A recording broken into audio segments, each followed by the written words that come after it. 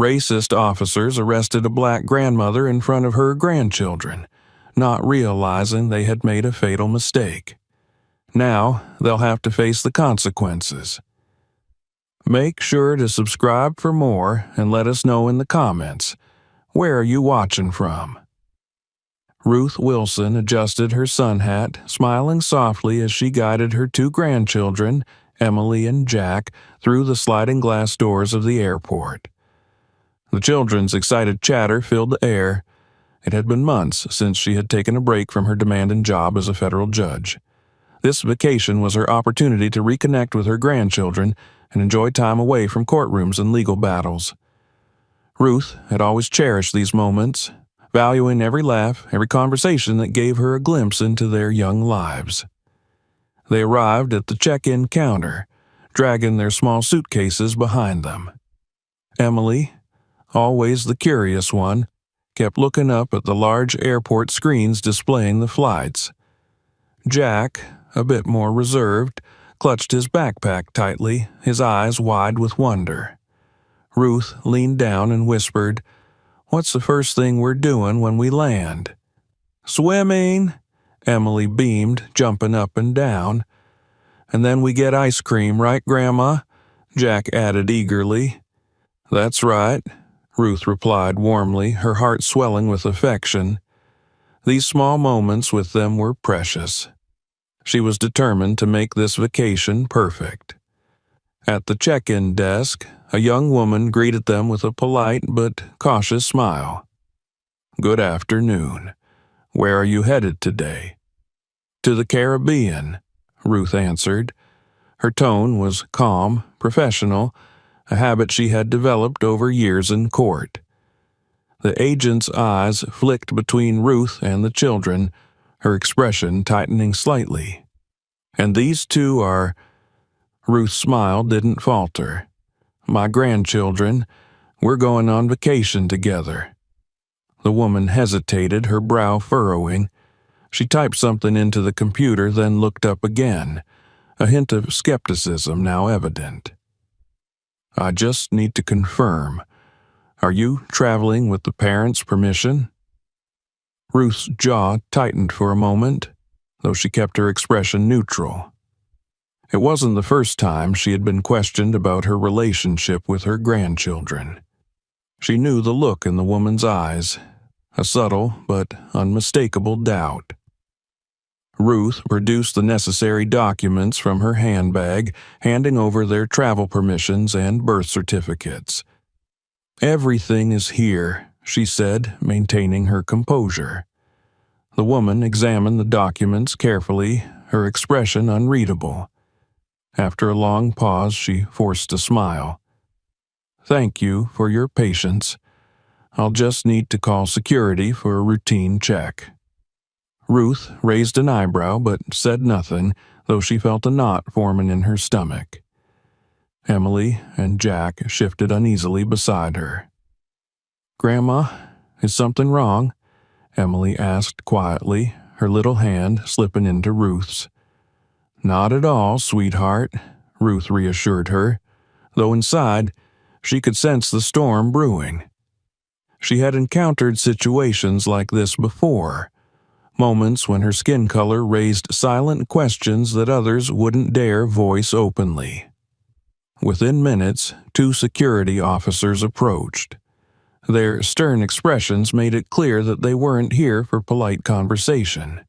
Ruth gave them a polite nod, trying to keep the situation calm. "Good afternoon," one of the officers said curtly. "We need to ask you a few questions about your travel plans." "Of course," Ruth replied evenly, though she sensed the unspoken suspicion in their voices. The officer's gaze lingered on the children. "These kids, they're traveling with you?" "Yes, they're my grandchildren," Ruth answered, holding their hands more firmly now. The second officer glanced at the documents the airline agent had provided, then exchanged a look with his partner. There was a tense pause, as though they were trying to decide whether Ruth's answers satisfied them. The first officer cleared his throat. We're going to need you to step aside for additional screening." Ruth remained composed, though she could feel the rising tension from Emily and Jack. "Is there a problem, officer?" she asked calmly. The officer shrugged. "Just routine. We need to confirm everything checks out." Emily tugged on Ruth's sleeve. "Why are they asking so many questions, Grandma?" "Because sometimes people get confused," Ruth whispered gently, kneeling down to meet her granddaughter's eyes. "But everything's going to be just fine." Ruth followed the officers to a secondary screening area, Emily and Jack clutching her hands tightly.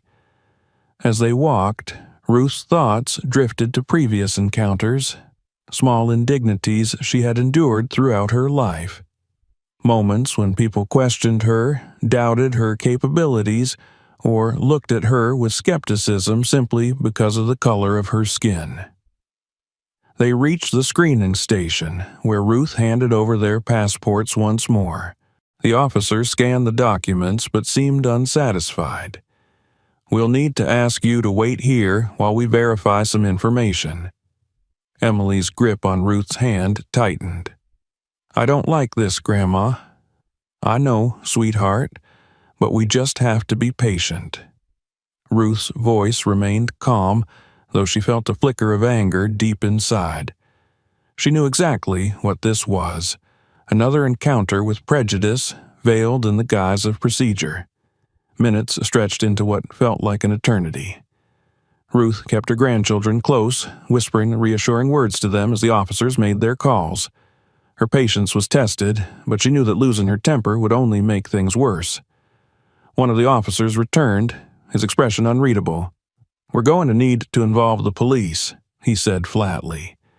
Jack's eyes widened with fear. "The police? But we didn't do anything." Ruth knelt down and embraced both children. "It's going to be okay," she murmured. "I'm right here with you." The officer's radio crackled, and within moments, 2 uniformed police officers entered the area. Ruth felt the air shift, the subtle change in atmosphere when suspicion turned into accusation. "Ma'am, we're going to need to ask you some questions," one of the officers said. His tone was hard, lacking any semblance of politeness. Ruth stood tall, her years of experience giving her the strength to remain composed. "I've already answered your questions. These are my grandchildren, and we're traveling together for a family vacation."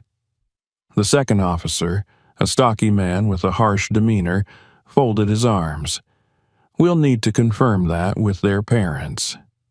Ruth's heart sank. She knew that even her calmest explanations might not be enough to dismantle the officer's preconceived notions. But she wouldn't let her grandchildren see her fear. Not now. "Of course," she replied. "I'll give you their mother's number." The officer's skeptical look made it clear that he didn't believe her. As Ruth handed over the phone number, she noticed the way the other passengers in the area were watching, some with curiosity, others with discomfort, and a few, she sensed, with silent approval of the officer's actions. The moments dragged on as the officers made their calls. Emily and Jack clung to Ruth, their young faces etched with confusion and fear. Ruth held them close, whispering soft reassurances, though her mind raced. She knew this wasn't just about today, it was about all the times she had faced similar situations, when society's prejudices overshadowed her identity and achievements. But she also knew that this moment, painful as it was, would not break her. As the officers continued their inquiries, Ruth whispered to her grandchildren, "We'll get through this, I promise." And with that, she stood tall, waiting, because she had learned long ago that patience and resolve were the most powerful tools she possessed. The atmosphere in the airport shifted quickly. Ruth felt the tension building like a slow wave that was about to break. The two police officers who had been called for additional screening now stood before her with an air of finality. They no longer asked questions. Their expressions had hardened, their posture more aggressive. Ruth held her grandchildren close, shielding them with her presence, though she knew that words alone wouldn't stop what was coming. "Ma'am," the taller of the two officers said, stepping closer, "we've received conflicting information about your travel plans. We're going to need to take you in for further questioning." Ruth felt her breath catch for a moment, though she kept her face calm. She had dealt with countless intimidating figures in courtrooms across the country, men and women who underestimated her strength, her intelligence. But this was different. This was personal. She glanced down at Emily and Jack, who clung to her hands, their faces pale with fear. "We've already provided all the necessary documentation," Ruth said, her voice steady. "These are my grandchildren. You can call their mother. She'll confirm everything." The shorter officer, a man with sharp, beady eyes, shook his head. "That's not good enough, ma'am. You're being detained for suspicion of child abduction." The words hit her like a physical blow. She took a slow breath, trying to keep her composure. Her thoughts raced. Child abduction? How had things escalated this quickly? Ruth's mind flashed back to the countless cases she had overseen in her courtroom, where innocent people were unjustly accused because of the color of their skin, where assumptions were made before any evidence was reviewed. "Abduction?" Emily's small voice trembled. "But Grandma, we didn't do anything wrong." Ruth knelt down, pulling both children into her arms. "You didn't, sweetheart, and neither did I. But we need to be brave right now, okay?" Jack's eyes were wide with fear. "Are they going to take you away?" Ruth swallowed the lump in her throat. "No," she whispered fiercely, though she wasn't sure if it was the truth. "I'm not going anywhere." But even as she said it, the officers were stepping forward. The taller one took hold of Ruth's arm, gripping it firmly. "Ma'am, you need to come with us." Emily and Jack cried out in protest, their small hands reaching for Ruth as the officers pulled her to her feet. Ruth fought to keep her voice calm. "You don't need to do this," she said, trying to reason with them. "You have my identification, the children's documents. There's no reason to treat me like a criminal." But the officers weren't listening. The shorter one yanked a pair of handcuffs from his belt. "Turn around, ma'am." Ruth's heart raced.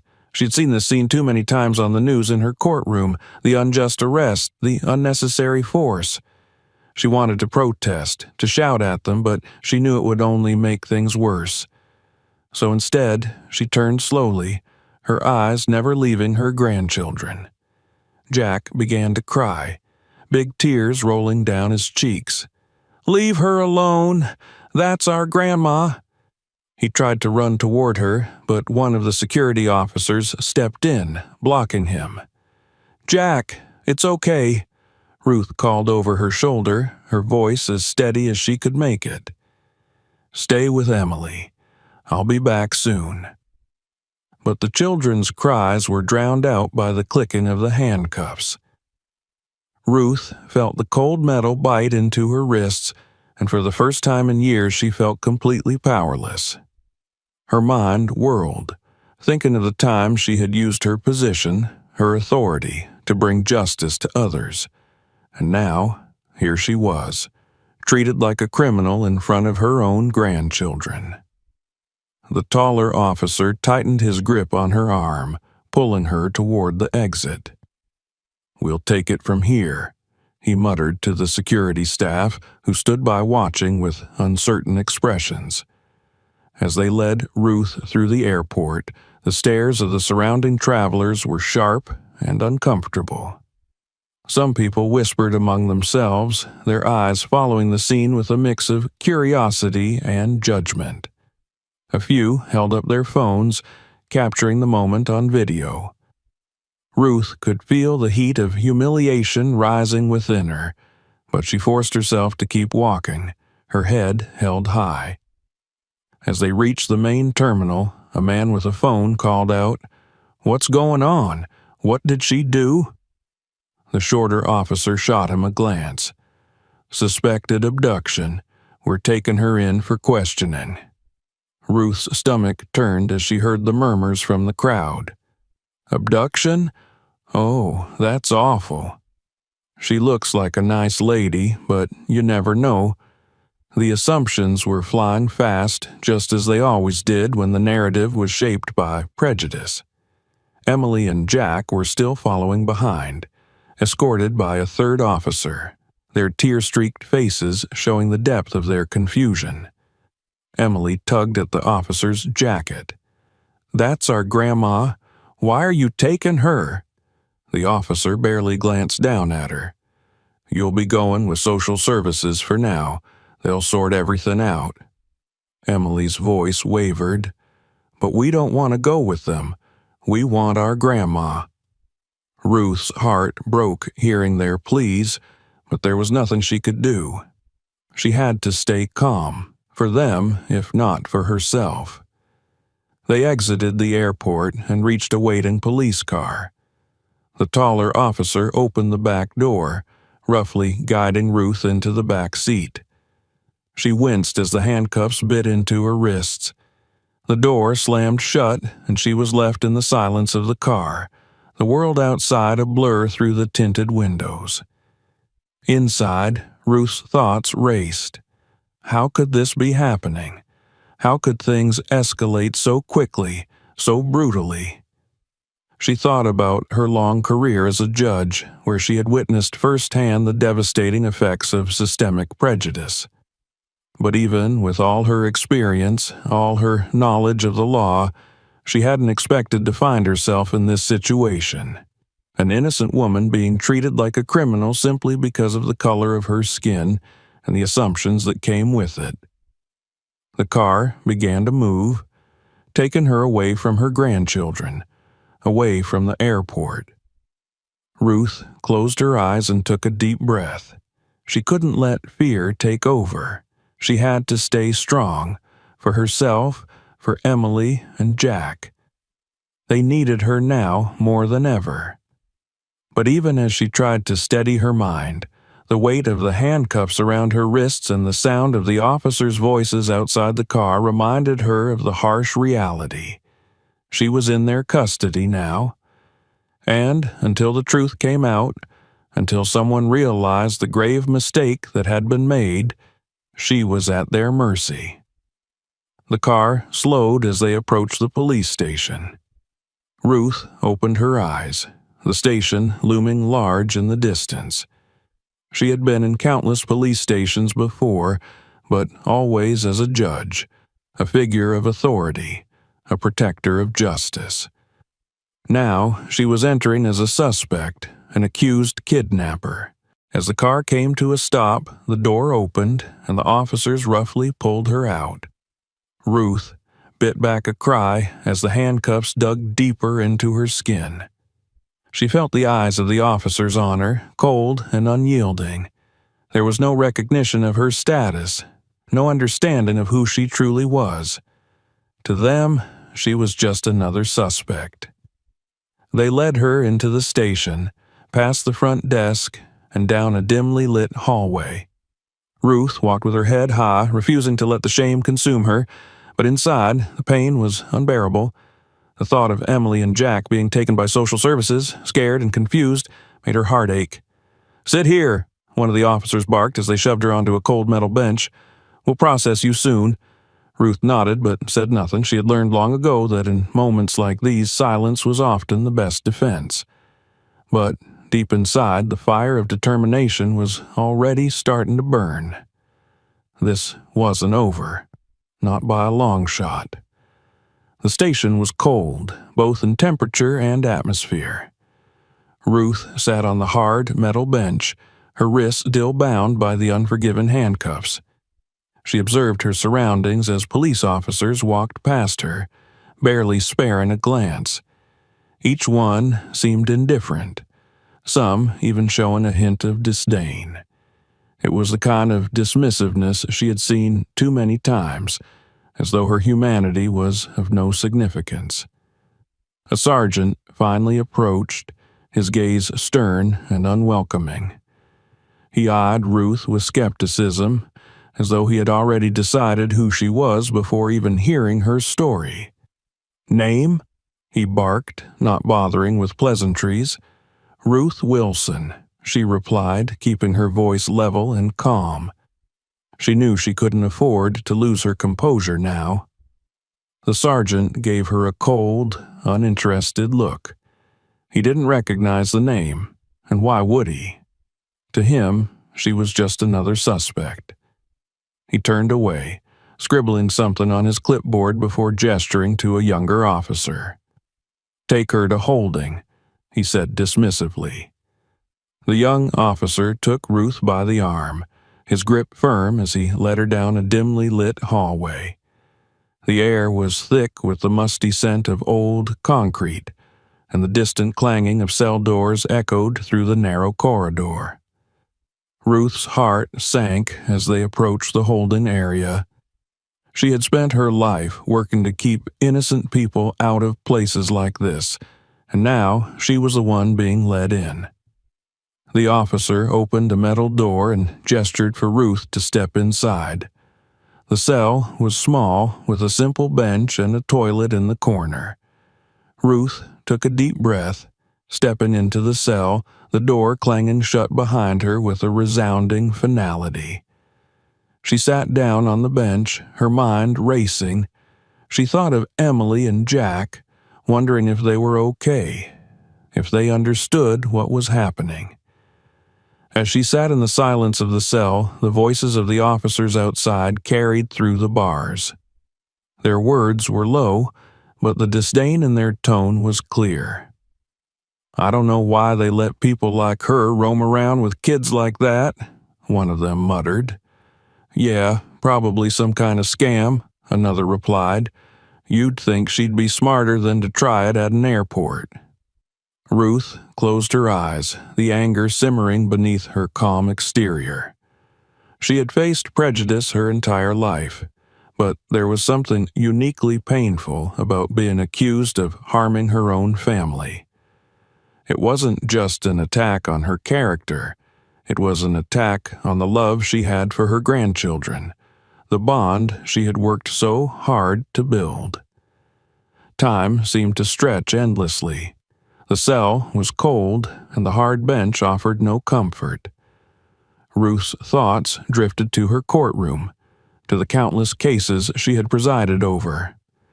She remembered the young defendants, the frightened faces of those who had been wrongfully accused. She had always prided herself on being fair, on being someone who could see past assumptions and biases. And now, here she was, a victim of the very system she had fought to make just. A clattering sound interrupted her thoughts. The cell door swung open, and a different officer stood there, this one older with a weary expression. He looked at Ruth for a moment, his eyes scanning her face.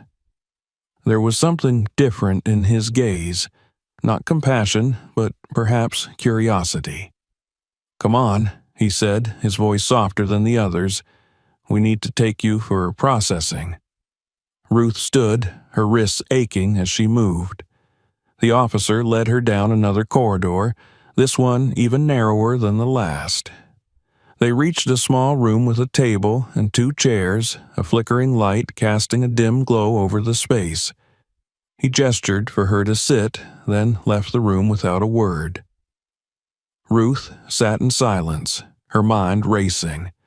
She needed to find a way to contact her lawyer, to let someone know what was happening. She knew that the longer this went on, the more traumatic it would be for Emily and Jack. They were just children. They shouldn't have to endure this kind of fear and uncertainty. The door opened again, and the sergeant from earlier entered, followed by another officer.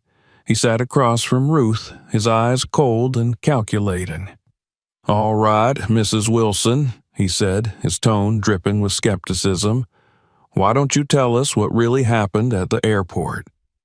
Ruth met his gaze, her expression calm but firm. "I already told you. I'm traveling with my grandchildren. We were on our way to a family vacation. You have all the documents, birth certificates, travel permissions, everything is in order." The sergeant leaned back in his chair, a smirk playing on his lips. "You expect us to believe that? A woman like you, traveling with 2 white kids? You're going to have to do better than that." Ruth felt a surge of anger, but she forced it down, keeping her voice steady. "I am their grandmother. Their mother is my daughter. If you would take the time to verify the documents, you would see that everything I've said is true." The sergeant shook his head, his smirk widening. "You've got an answer for everything, don't you? But we've seen this kind of thing before. People trying to take advantage of kids, using them for who knows what." Ruth's hands clenched in her lap, the handcuffs digging into her skin. "I want to speak to my lawyer," she said, her voice sharp. "I know my rights. You have no grounds to hold me here." The sergeant laughed, a harsh, mocking sound. "Your lawyer, huh? And who would that be? Some public defender who's going to come in here and tell us we're doing our jobs wrong?" Ruth lifted her chin, her gaze never wavering. "I'm a federal judge," she said, her voice clear and unwavering, "and I demand to speak to my attorney. Now." The sergeant's smirk faltered for a moment, a flicker of doubt crossing his face. He exchanged a glance with the other officer, who shrugged. "Yeah, right," the sergeant muttered, though his tone lacked the confidence it had held before. "We'll see about that." He stood abruptly, gesturing to the other officer. "Get her back to holding. We'll deal with this later." The officer grabbed Ruth by the arm, pulling her to her feet. Ruth allowed herself to be led back to the cell, her mind racing. She knew that once she got in contact with her lawyer, things would change.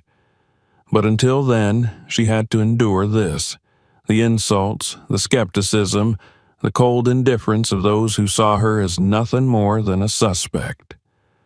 Back in the cell, Ruth sat down on the bench, taking a deep breath.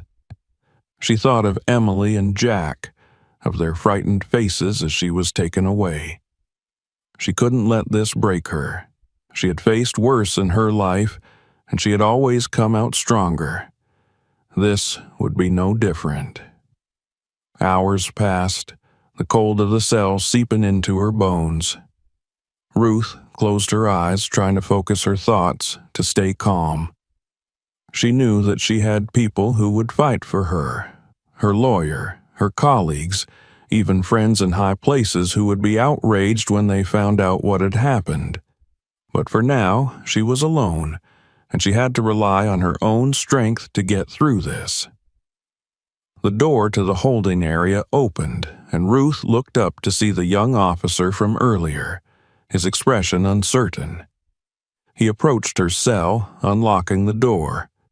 "You have a call," he said, his voice barely above a whisper. Ruth stood, her heart pounding. This was her chance. She followed the officer down the hallway to a small room with a phone on the table. He gestured for her to sit, then handed her the receiver. Ruth took a deep breath, dialing the number she knew by heart, the number of her attorney, someone she trusted implicitly. As the phone rang, she closed her eyes, focusing on the sound, willing herself to stay calm.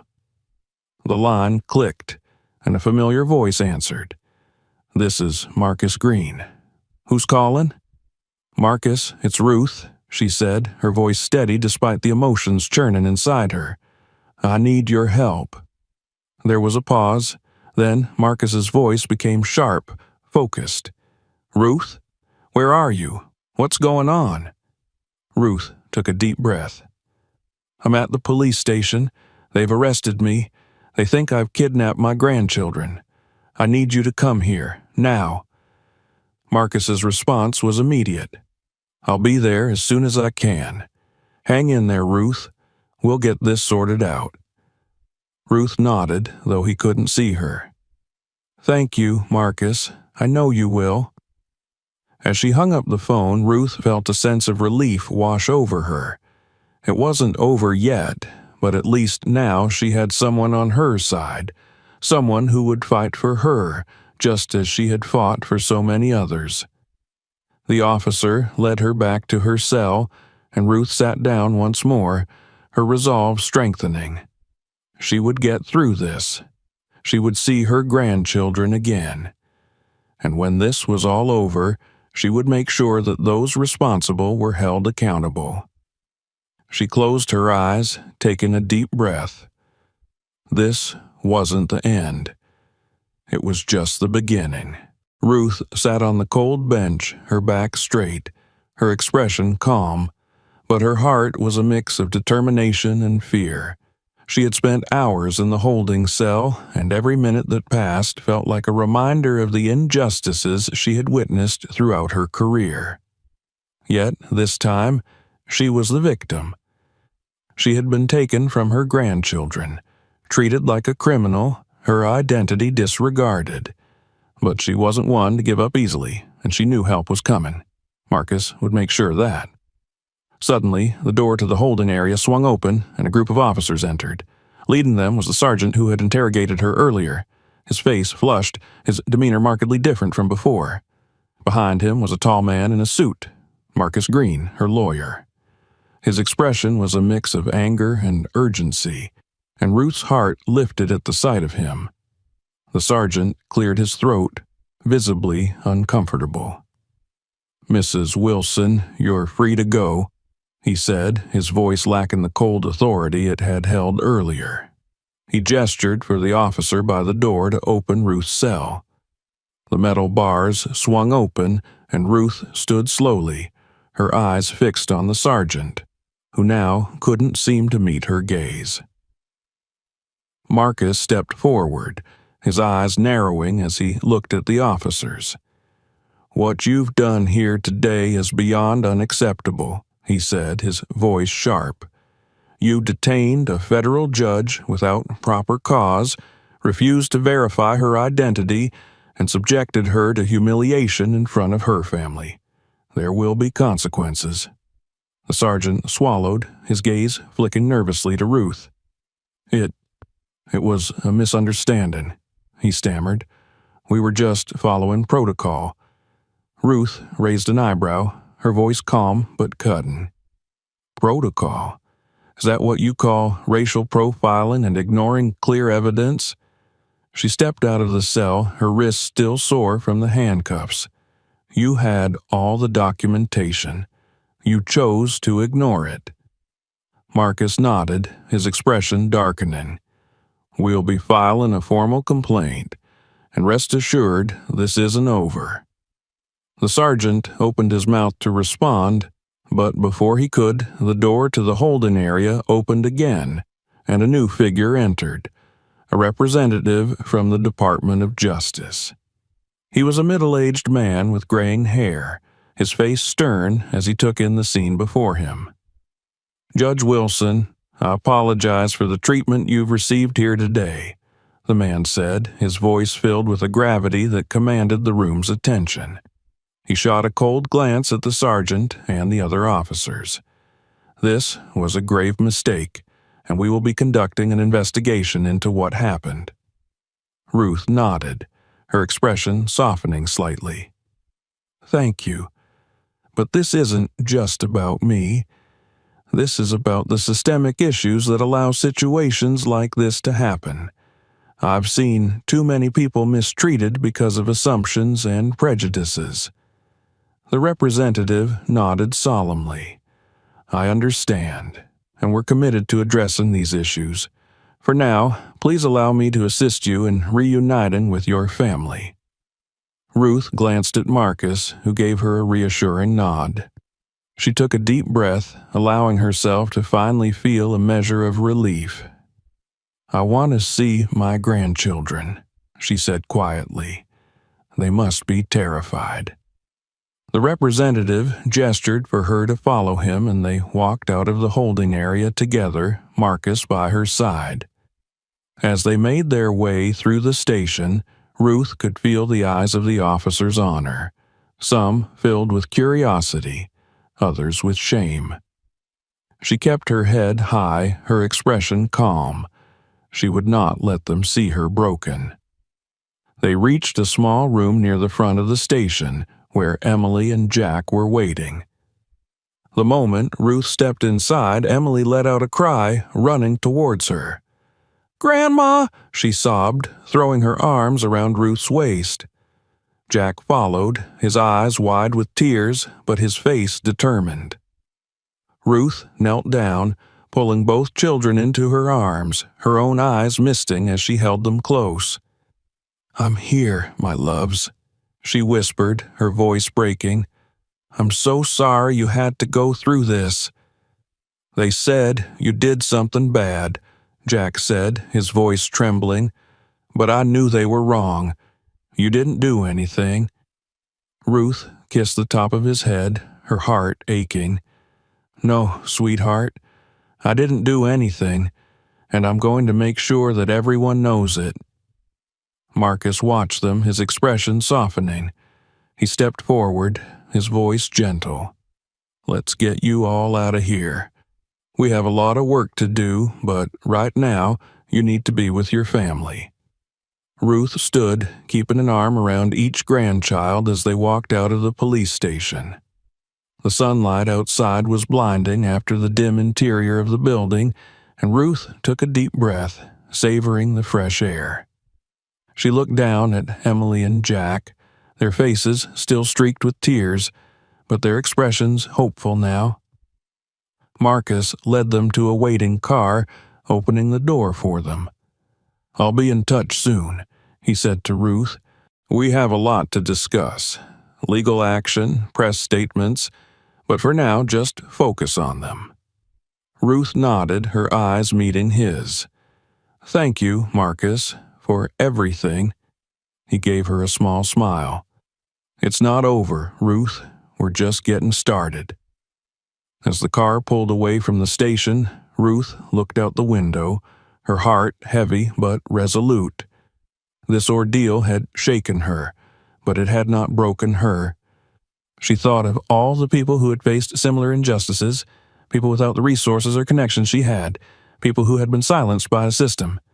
She knew she couldn't let this end here.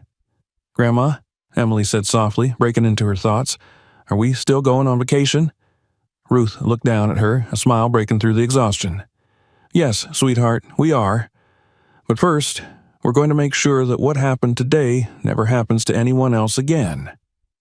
Jack nodded, his small face determined. "You're going to make them listen, aren't you, Grandma?" Ruth nodded, her heart swelling with pride for these brave children. "Yes, Jack, I am, and I'm going to make sure they listen to everyone who's been ignored for too long." She looked out the window again, the city passing by in a blur. This was just the beginning, a beginning she hadn't chosen, but one she would embrace. Because if there was one thing Ruth Wilson knew how to do, it was fight for justice. And this time, it was personal. The car ride back home was quiet, filled with the lingering tension of what had just transpired. Ruth held her grandchildren close, their small hands resting in hers as she gazed out the window, her mind racing. The shock and humiliation of what had happened at the airport still clung to her, but there was no time to dwell on it. There was work to be done, not just for herself, but for all those who had faced similar treatment and had no voice to fight back. When they arrived home, Ruth was greeted by her daughter Miranda, whose face was a mixture of relief and anger. She rushed forward, pulling Emily and Jack into her arms before embracing her mother tightly. "Mom, I was so worried," Miranda said, her voice trembling. "I can't believe they did this to you, to the kids." Ruth sighed, her exhaustion evident. "I'm all right, Miranda, and the kids are okay too. But we can't let this end here. It's not just about us, it's about the system that allows this to happen." Miranda pulled back, her eyes blazing with determination. "We're not letting it go, Mom. We're going to fight this. I've already reached out to a few reporters I know. They want to tell your story." Ruth nodded, a spark of resolve lighting within her. "Good. Let's make sure people know what really happened." The following morning, Ruth and Miranda sat together at the kitchen table, their phones buzzing with messages from journalists and friends. Marcus had been busy overnight, ensuring that the media knew what had happened. A few local news stations had picked up the story, and the first reports had already begun to circulate online. Federal judge detained at airport, wrongfully accused of kidnapping grandchildren. The headlines were damning, and the story quickly gained traction. By midday, Ruth's phone was ringing incessantly. Friends, colleagues, and even strangers reached out, some offering support, others sharing their own stories of mistreatment. It was overwhelming, but Ruth knew this was the kind of momentum they needed to create real change. Miranda handed Ruth her phone. "It's Marcus," she said. "He wants to do a press conference." Ruth took the phone, her voice steady as she spoke to Marcus.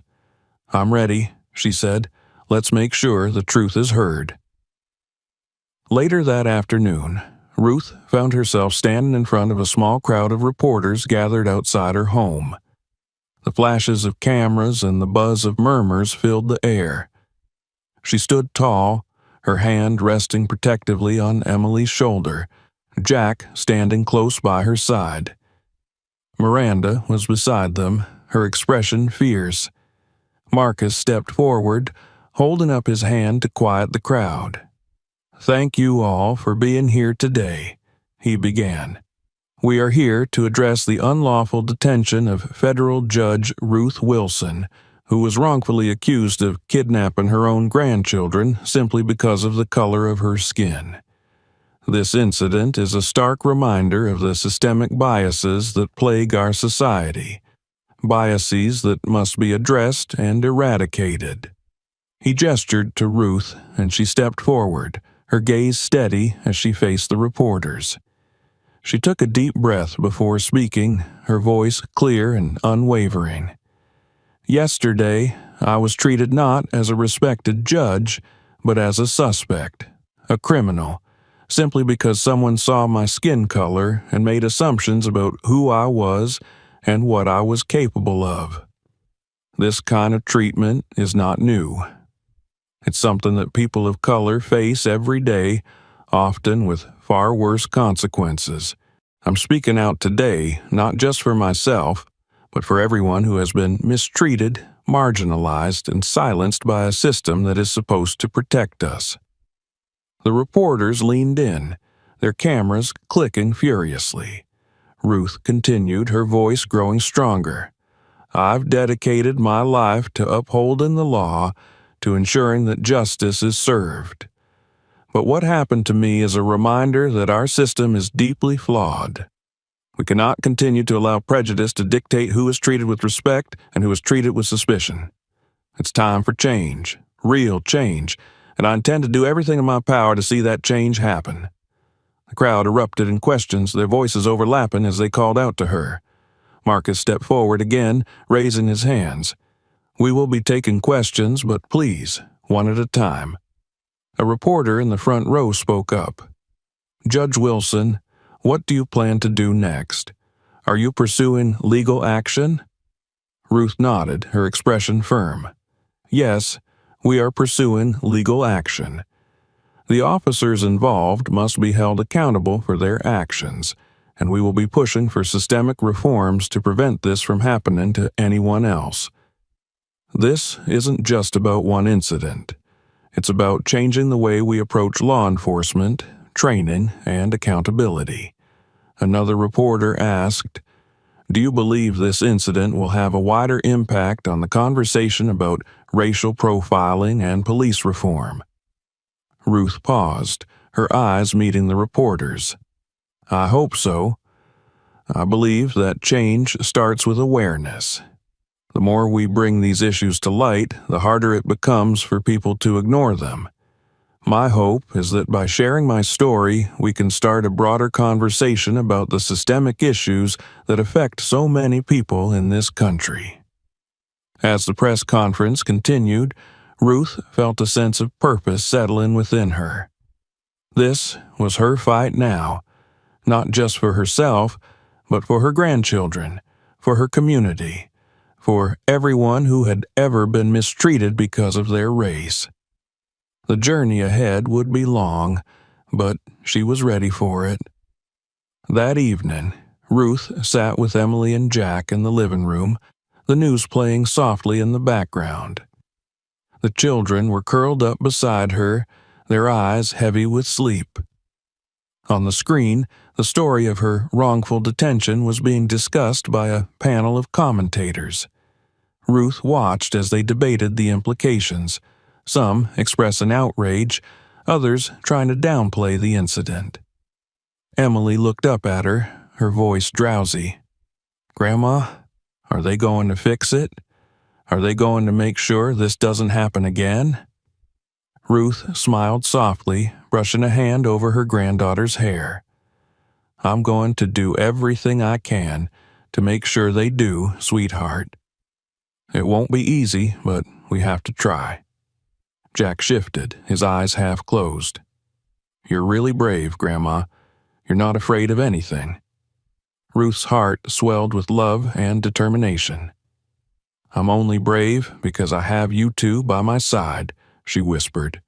"And as long as I have you, I'll never stop fighting for what's right." The children drifted off to sleep, their breaths even and peaceful. Ruth looked at the screen again, her resolve hardening. This was only the beginning. The world needed to see the truth, and she would make sure they did, no matter how long it took, no matter how difficult the road ahead might be. The following days were a whirlwind of activity. The press conference had done its job. The story of Ruth's wrongful arrest was now national news, and the public reaction was swift and intense. Calls for accountability filled social media, and demonstrations were organized in support of Ruth and others who had suffered under systemic injustice. The incident had sparked something larger, a movement demanding change. In response to the growing outrage, the police department announced an internal investigation into the officers involved in Ruth's arrest. It was a small step, but it was enough to show that they were feeling the pressure. Ruth knew that this was just the beginning, but it was a start. She watched from her living room as a police spokesperson addressed the media, confirming that the officers had been placed on administrative leave pending the outcome of the investigation. "It's not enough," Miranda said, her arms crossed as she watched the broadcast with a frown. "They're just trying to appease the public." Ruth nodded. "I know, but the fact that they're being forced to act at all means we're making an impact. They're realizing they can't sweep this under the rug." Marcus had been working tirelessly, coordinating with other civil rights attorneys and activists to keep the pressure on the department. Ruth had been in constant contact with him, strategizing their next moves. She knew they couldn't let the momentum fade. They had to ensure that real consequences followed. A few days later, Ruth received a call from Marcus.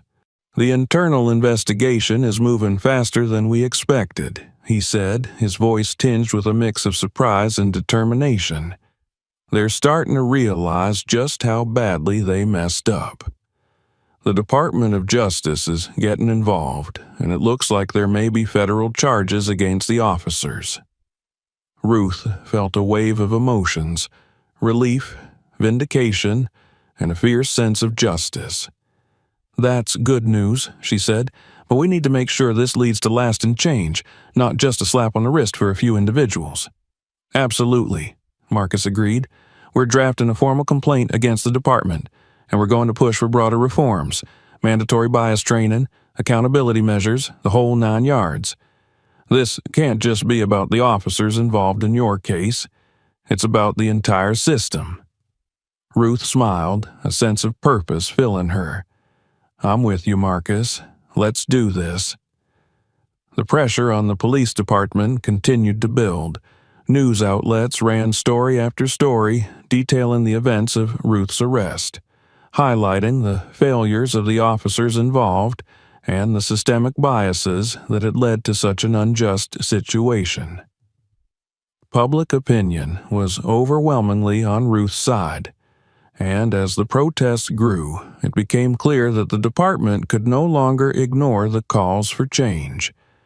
A week after the incident, Ruth received a formal apology from the chief of police. It was delivered in person, the chief standing awkwardly in her living room, his face lined with regret.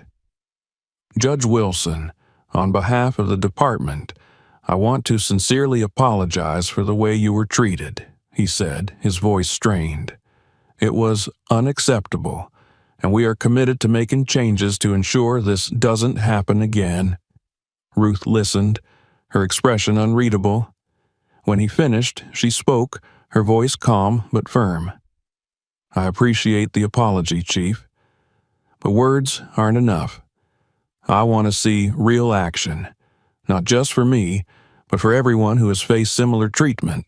There needs to be accountability, and there needs to be change." The chief nodded, his eyes meeting hers. "We're working on it.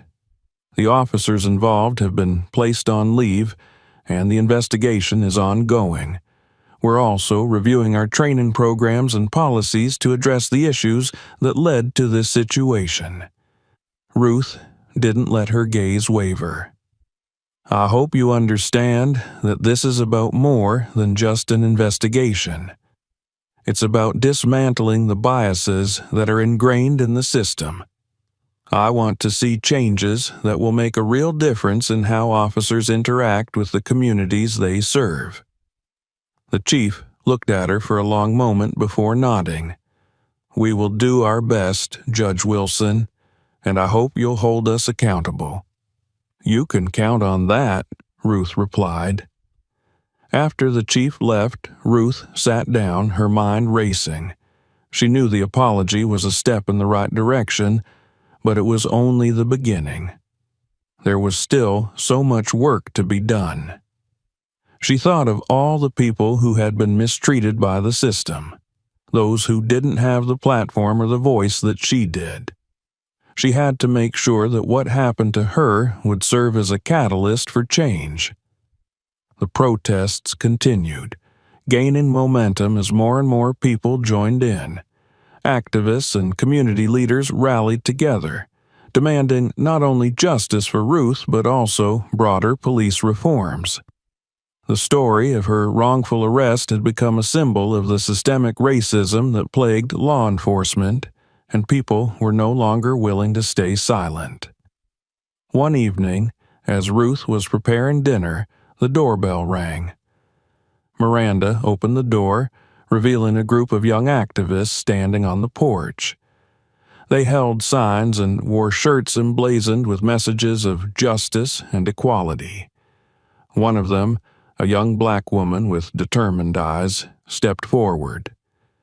"Judge Wilson," she said, her voice steady, "we're organizing a march next week, and we would be honored if you would join us. Your story has inspired so many of us, and we believe that your presence would make a powerful statement." Ruth looked at the young woman, her heart swelling with emotion. She saw in her the same fire that had driven her throughout her career, the same desire to fight for what was right, no matter the cost. She smiled, nodding. "I would be honored to join you," she said. "Thank you for standing up and making your voices heard." The young woman's eyes lit up, and she extended her hand. Ruth shook it, feeling a renewed sense of hope. This was what it was all about, inspiring the next generation to keep fighting, to keep pushing for change. The following week, Ruth stood at the front of the march, surrounded by hundreds of people of all races, ages, and backgrounds. They held signs demanding justice, chanting as they moved through the streets. Ruth walked beside the young activist, her heart filled with pride and determination. She knew the road ahead would be long and the fight for justice would not be easy. But seeing the faces around her, the determination, the hope, she knew that they were on the right path. As they marched, Ruth thought of Emily and Jack, who were watching from the sidelines with Miranda. She wanted them to see this, to understand that standing up for what was right was never easy, but it was always worth it. She wanted them to grow up in a world where they wouldn't have to fear being judged by the color of their skin, where they could be proud of who they were without hesitation. The march ended at the steps of City Hall, where a stage had been set up for the speakers. Ruth was invited to speak, and as she stepped up to the microphone, the crowd fell silent, their eyes fixed on her. She took a deep breath, her voice strong as she addressed them. "Today, we march not just for me, but for everyone who has ever been mistreated, marginalized, or silenced by the system. We march for justice, for accountability, and for change. This is not the end. It's just the beginning. Together, we will continue to fight until every person is treated with the dignity and respect they deserve." The crowd erupted in applause, their cheers echoing through the streets. Ruth stepped back, her heart swelling with hope. This was the power of unity, of standing together for what was right. And she knew that as long as they continued to fight, change was possible. The march had been a powerful moment, a tangible display of solidarity and hope. But Ruth knew that true change required more than a single demonstration. It required sustained effort, policy changes, and a commitment from those in power to address systemic issues head-on. And she was determined to see it through. The following weeks were a whirlwind of meetings, interviews, and strategy sessions. Ruth was determined to use her platform to push for meaningful reforms within the police department and beyond. Marcus had been by her side every step of the way, helping her navigate the legal proceedings and ensuring that her voice was amplified in all the right places. One morning, as Ruth sat in her living room reviewing the latest draft of the formal complaint against the police department, her phone buzzed. It was a message from Marcus. "They've agreed to meet," it read. "The city officials are ready to discuss reform proposals." Ruth took a deep breath, a sense of purpose filling her. This was the opportunity they had been fighting for, a chance to sit down with those in power and demand real change. She replied to Marcus, "I'll be ready. Let's make sure we're prepared." The meeting was set for the following week. Ruth spent the days leading up to it preparing meticulously, going over every detail of their proposals. She wanted to ensure that their demands were clear, actionable, and impossible to ignore. This wasn't just about her. It was about everyone who had ever been mistreated by the system, everyone who had been denied justice because of the color of their skin. The day of the meeting arrived, and Ruth walked into City Hall with Marcus by her side. They were greeted by a group of city officials, including the chief of police and several members of the city council. The atmosphere was tense, but Ruth felt a quiet determination settle over her. She had faced worse than this, and she was ready. The officials gestured for them to sit at the long conference table. The chief of police cleared his throat, his expression serious. "Judge Wilson, we want to thank you for coming today. We've heard your concerns, and we're committed to finding a way forward." Ruth nodded, her gaze steady.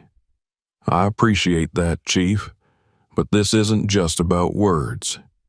We need to see real action.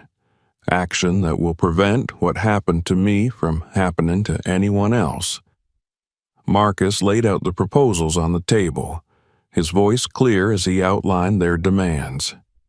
"We're calling for mandatory bias training for all officers, increased accountability measures, and the establishment of an independent oversight committee to handle complaints against the police.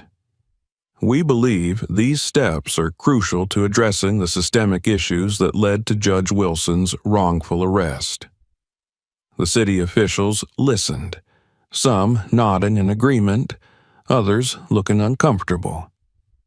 Ruth could see the hesitation in their eyes, the reluctance to acknowledge just how deeply rooted the problem was. But she pressed on, her voice unwavering.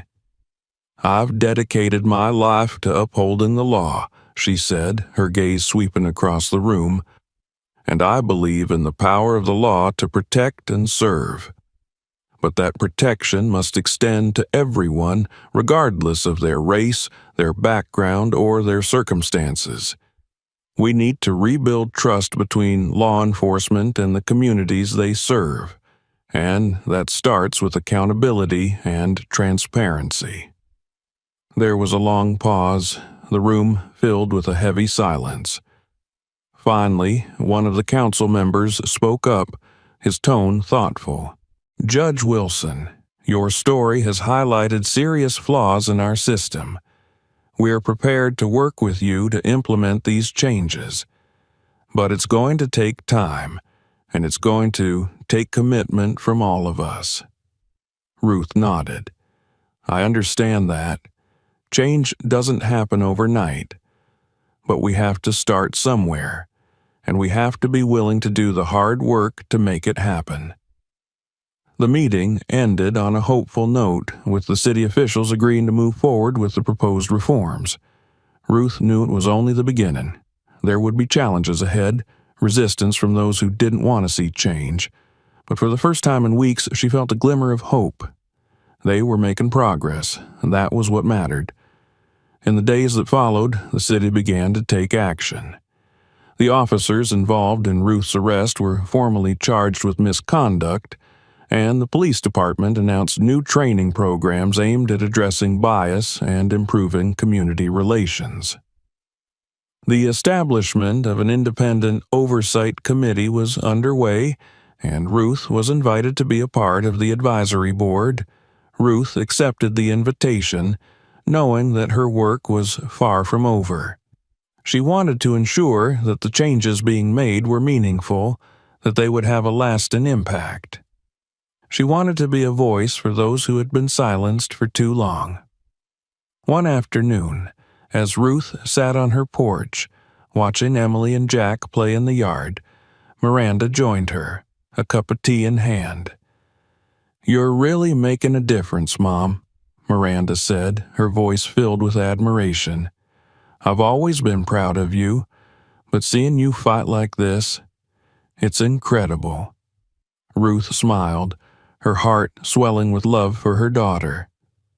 "I'm just doing what needs to be done," she said softly. "For you, for the kids, for everyone who deserves to be treated with dignity and respect."